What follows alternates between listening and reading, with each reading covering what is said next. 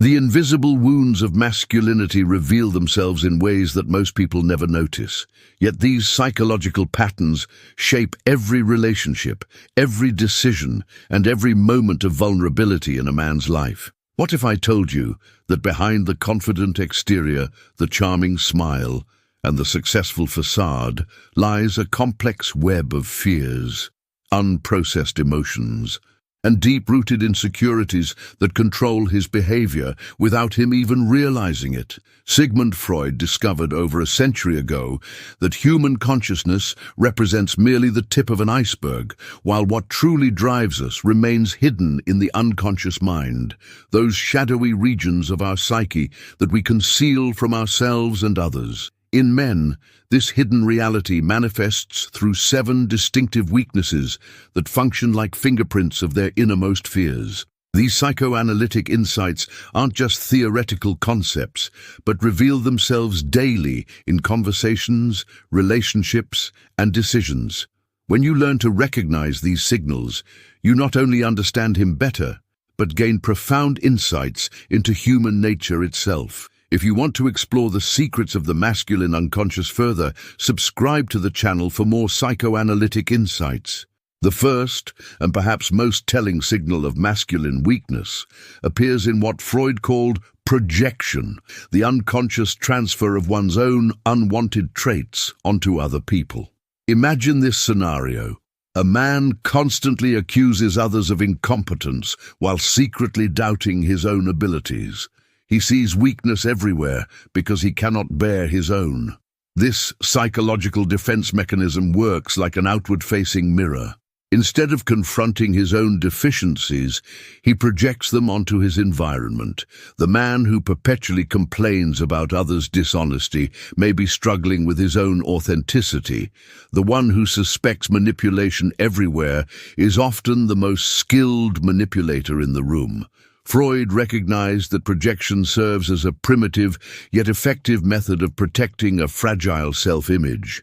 The unconscious operates like a ruthless censor, allowing only thoughts that don't threaten the ego into consciousness. Everything else gets externalized, projected onto safe targets that can be attacked without damaging one's own psyche. In relationships, this dynamic becomes particularly destructive. The man who accuses his partner of being too emotional or irrational might be suppressing his own emotional neediness. His attacks on her weakness are actually desperate attempts to deny his own vulnerability. Every accusation becomes a confession of his deepest fears. The insidious nature of projection lies in its self-reinforcing quality. The more he transfers his weaknesses onto others, the more convinced he becomes of his own strength. A psychological bubble forms where he sees himself as the healthy, rational, superior one, while supposedly surrounded only by weakness and failure. Pay attention to men who speak unusually often and intensely about others' mistakes. Listen to the passion in their voice when they analyze foreign weaknesses. This energy reveals more about themselves than about their targets. Freud would say they're fighting their own demons by believing they recognize them in other people. The irony of projection is that it reveals exactly what it seeks to hide. Every accusation becomes a self-report, every reproach a confession. The man who speaks loudest about others' vanity struggles with his own self-obsession. The one who constantly suspects betrayal fears his own disloyalty. Have you ever noticed how precisely some men can analyze others' weaknesses, as if they've spent years studying exactly these traits? They have, only on themselves, without knowing it. Yet even more dangerous is the second signal that rises from his unconscious and exposes his true nature. The second telltale signal of masculine weakness disguises itself as the exact opposite, as exaggerated self-confidence and grandiosity. What Freud described as narcissistic defense represents one of the most sophisticated protective mechanisms of the human psyche. Picture this. A man boasts endlessly about his successes, his conquests, his superiority, yet every word is a cry for help from his wounded self-worth. This narcissistic facade functions like psychological armor. Behind it often hides a little boy who never received enough love and recognition.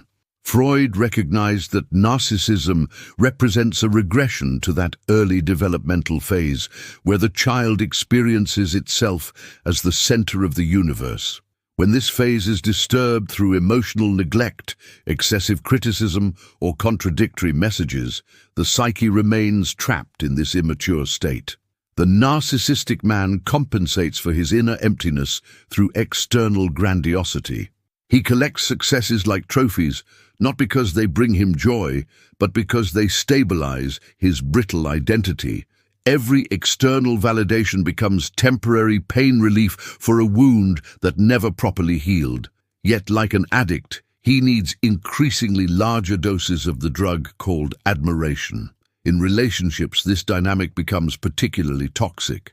The partner isn't perceived as an independent person, but as a mirror that should reflect his grandiose self-image. Her needs, dreams, and feelings become irrelevant since she exists only to secure his narcissistic supply. If she contradicts this script, she gets devalued or punished. The insidious aspect of narcissism is its insatiability. No amount of admiration can fill the black hole within. Freud described this as the battle between the grandiose self and the true vulnerable core of personality. The larger the gap between these two poles, the more desperate the attempts to bridge it. Notice the quality of his self-presentation. Genuine self-confidence is quiet and doesn't need constant proof. Narcissistic grandiosity, however, is loud, exhausting, and has something driven about it. You recognize it in how he speaks about others, always from above, always comparing, always himself as the standard of excellence. Particularly revealing is his handling of criticism. A truly confident man can accept feedback and learn from it. The narcissistic man reacts to even minimal questioning of his grandiosity with disproportionate anger or icy devaluation.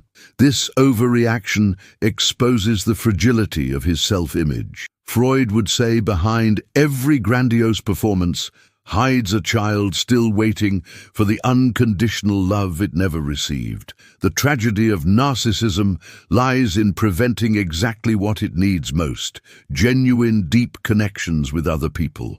Have you ever experienced a man who seemingly has everything but never appears satisfied, who must immediately surpass every success with the next even greater one? Yet the third signal is even more subtle and therefore all the more dangerous, hiding behind a mask of rationality. The third signal of masculine weakness manifests in his seemingly greatest advantage, his rationality and emotional control. Yet what society celebrates as masculine strength, Freud recognized as one of the most destructive defense mechanisms: repression. Imagine this. A man who proudly proclaims that emotions don't influence him has actually built a psychological prison around his heart. This emotional repression usually begins in childhood, when boys learn that tears mean weakness and feelings are unmanly. The unconscious then develops sophisticated strategies to keep all threatening emotions out of consciousness. But as Freud emphasized, repressed contents don't disappear. They accumulate in the unconscious and work from there like toxic substances on the entire personality. The emotionally repressed man becomes a prisoner of his own defense.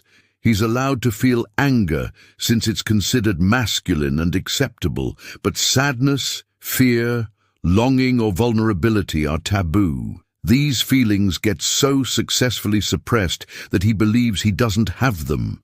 Yet they're there, working beneath the surface and coloring all his relationships.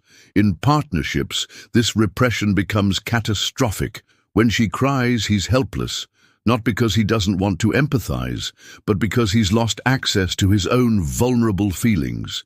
He reacts with impatience, advice, or withdrawal because her emotionality threatens to activate his own repressed feelings.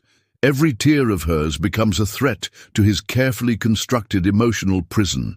Freud described how repressed emotions seek alternative pathways. They manifest in physical symptoms: the mysterious back pain, recurring headaches, chronic fatigue. They explode in disproportionate outbursts of rage over trivial matters. They poison his dreams and make him a stranger in his own emotional life. The insidious aspect of this repression is its social reinforcement. A man who has his emotions under control gets admired and valued as a leader. Yet behind this facade of control brews emotional chaos that becomes more destructive the longer it's ignored. Like a steam boiler without a valve, pressure builds until it releases in uncontrollable eruptions. Pay attention to men who particularly emphasize their objectivity and matter-of-factness. Listen to how they speak about people who show their feelings, often with a mixture of contempt and incomprehension that reveals their own fear of the emotional world. These men are often the loneliest, even when surrounded by people. Particularly revealing is their handling of others' emotions. They intellectualize, analyze, and categorize feelings instead of feeling them. A grieving friend gets advice instead of compassion. A crying partner gets bombarded with solution suggestions instead of simply being held. Freud recognized that this emotional repression not only cripples the man himself, but poisons all his relationships. True intimacy becomes impossible when one partner is emotionally absent. The irony lies in losing exactly what he needs most through his strength, genuine, deep connections. Have you ever experienced a man who seemed completely helpless in an emotional situation? Who responded with facts and logic where feeling was needed? Yet the fourth signal reveals an even deeper weakness, his desperate struggle for control over a world slipping away from him. The fourth signal of masculine weakness shows itself in his obsessive need to control everything and everyone around him.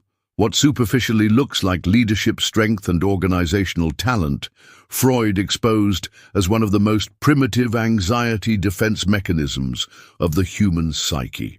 Picture this: a man who meticulously plans and controls every aspect of his life is actually fighting against the existential fear of chaos and life's uncontrollability. This compulsive control often roots in early traumatic experiences of helplessness. As a child, he experienced situations where he was powerless, perhaps through unpredictable parents, through loss, or through overwhelming events. The unconscious then developed the iron rule: never be helpless again. Control became his religion, predictability his god. The control-obsessed man lives in the illusion that through perfect planning and minute steering, he can tame life. He creates lists, plans scenarios, controls outcomes, and attempts to master every variable in his environment. Yet Freud recognized the tragic irony. The more he tries to control, the more clearly he reveals his deepest fear, the fear of the unpredictable, of loss, of powerlessness. In relationships, this control addiction becomes particularly destructive. His partner becomes a factor in his life equation that must be optimized and controlled. Her spontaneity threatens his security system. Her independence activates his fears of loss. Her emotionality brings chaos into his ordered world. He reacts with subtle or open manipulations to press her back into his controllable scheme. The insidious aspect of this control dynamic is its self-reinforcement. Every loss of control confirms his original fear and drives him to even more obsessive monitoring. A delayed phone call becomes catastrophic. A spontaneous plan change becomes a personal attack.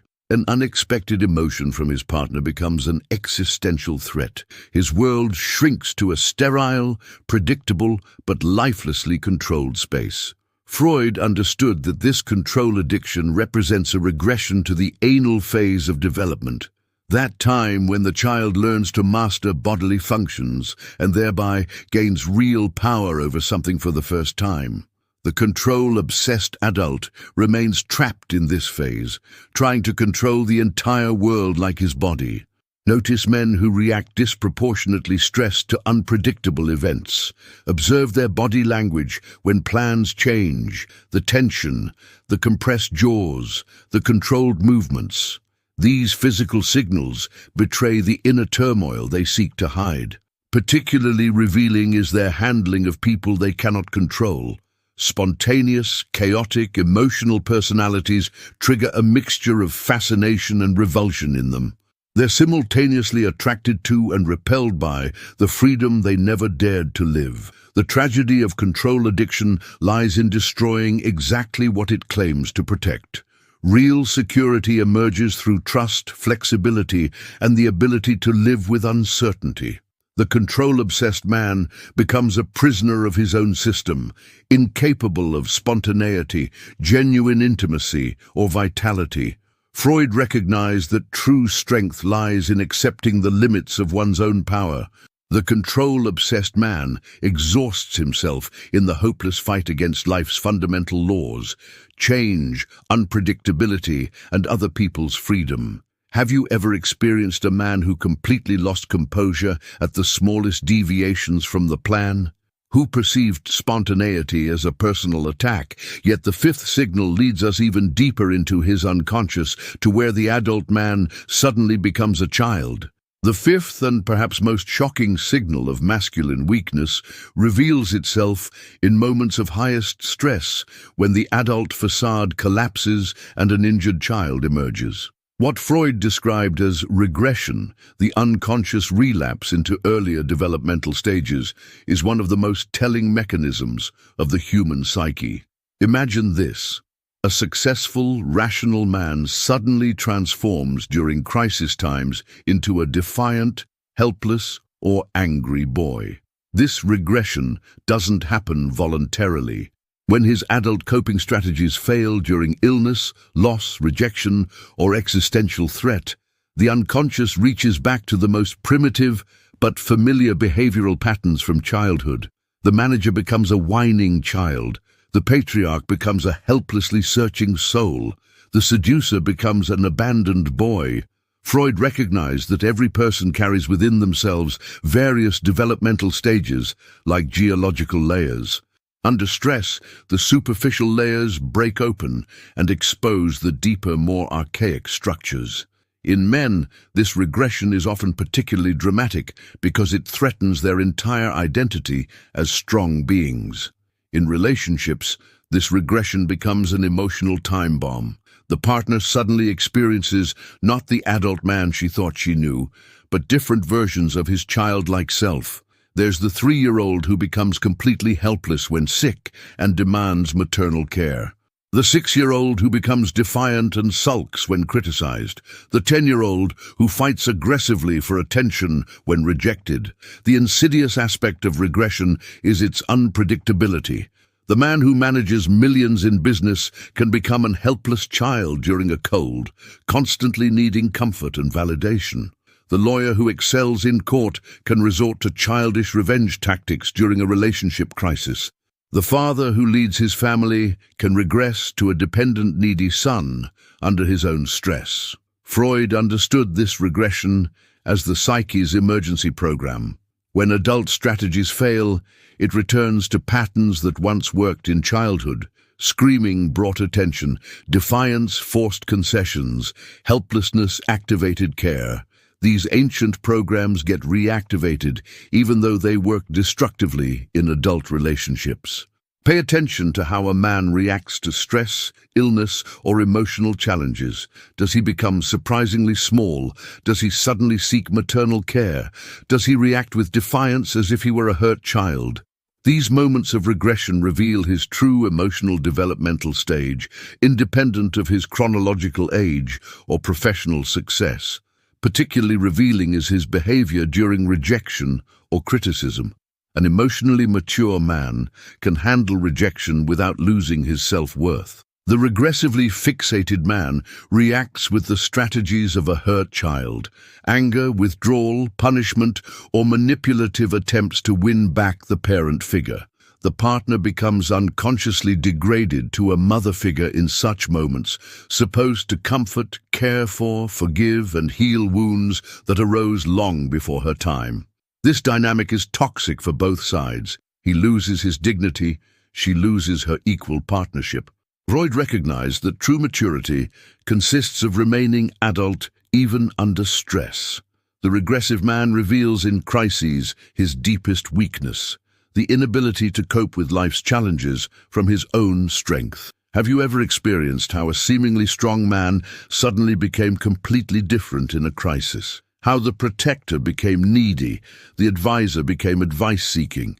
Yet the sixth and final signal leads us to the core of his soul, to where old wounds still bleed and poison every new relationship. The sixth and most profound signal of masculine weakness reveals itself in what Freud called transference, the unconscious revival of past relationship patterns in new connections. Picture this: a man treats his current partner like his critical mother, his boss like his absent father, or every new person like those who once hurt him. He doesn't live in the present, but in an endless repetition compulsion of his unprocessed past. This transference functions like an invisible filter that breaks every new experience through the prism of old injuries. The man who was emotionally neglected as a child interprets every small lateness from his partner as proof of her indifference. The one who was betrayed early sees potential betrayal in every smile his beloved gives to others. The past colonizes his present and makes genuine, fresh encounters impossible. Freud recognized that this transference represents a desperate attempt by the psyche to finish unfinished emotional business. The unconscious hopes to finally make a different, healing experience through repeating old patterns. Yet usually, the opposite happens. Transference becomes a self-fulfilling prophecy. Whoever permanently expects betrayal provokes it through jealousy and control. Whoever constantly fears rejection creates it through clinging or rejecting behavior. In relationships, this transference becomes an emotional catastrophe. The partner isn't seen and loved as the person she really is, but as a representative of all women who ever hurt, disappointed, or left him. She bears guilt for sins she never committed and must atone for wounds she never inflicted. Every discussion becomes a fight against ghosts of the past. The insidious aspect of transference is its invisibility. The man believes he's reacting completely rationally and appropriately, while actually playing out old scripts. His anger at the unpunctual partner feeds from childhood's abandonment wound. His jealousy doesn't grow from her behavior, but from the old fear of betrayal. His emotional withdrawal isn't self-protection from her, but from shadows of his past. Freud understood that everyone has these transference tendencies, but in emotionally immature men, they become the dominating force. They cannot distinguish between then and now, between her and the others. Every new relationship becomes a battlefield of old wars, every partner a hostage to his unprocessed traumas. Pay attention to men who react disproportionately to certain behaviors. When his anger is much greater than the occasion, he's probably fighting old wounds. When his fear of certain situations seems irrational, it's usually very rational, related to his past, not the present. Particularly revealing is his handling of intimacy and trust. A man with unprocessed transference swings between two extremes. Either he clings desperately to his partner as if she could heal all his old wounds, or he keeps distance as if she were a potential threat to his wounded heart. The tragedy of transference lies in preventing what the man needs most, a genuine, new, healing relationship experience. Instead, he constantly recreates old patterns, confirms his pessimistic expectations, and deepens his original wounds. He becomes a prisoner of his own history. Freud knew that healing is only possible through awareness. As long as these transference patterns remain unconscious, they repeat endlessly. The man must learn to distinguish between his partner and the women of his past, between today and then, between new possibilities and old fears. Have you ever experienced a man who punished you for something you never did, who seemed to see someone else in you? These 6 signals reveal the hidden truth about the masculine psyche. Yet what does this knowledge mean for you? Freud taught us awareness is the first step to healing, not only for him but also for you. Which of these 6 weaknesses have you most clearly recognized in your life? And what hidden truth in your own unconscious could change your life if you had the courage to explore it? Comment below and let us know what city you're watching from. We'd love to connect with our global community.